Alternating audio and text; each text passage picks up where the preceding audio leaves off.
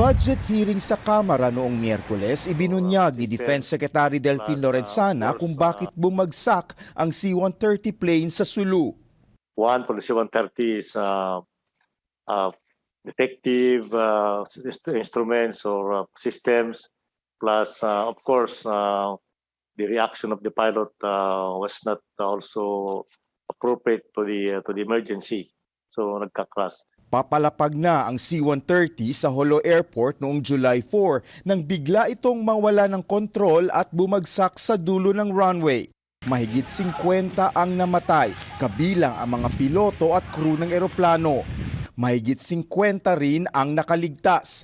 Ang resulta ng investigasyon na inilabas ngayon lang linggo, nakarating na rin sa AFP. The aircraft component, the environment condition, and aircrew response led to unrecoverable stall in a critical phase of the aircraft operation. Pinagsamang tao, material at kapaligiran na dahilan daw kung bakit nangyari ang tinuturing na pinakamalagim na military air disaster sa bansa. Pero kung ano-ano ang mga ito, you don't have that information as of this time, sir. The details of that will be given by the Philippine Air Force. Sa pagbagsak naman ng Blackhawk helicopter noong June 24 sa Tarlac na ikinamatay ng 6 na sundalo, investigators found out that the chopper inadvertently entered a thunderstorm and was compounded by spatial disorientation or vertigo by the pilot as the cause of the accident.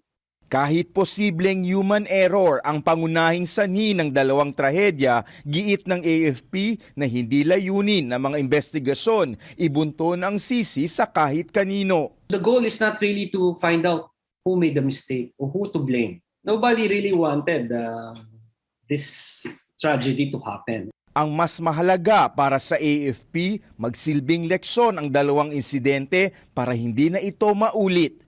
David Santos, CNN Philippines.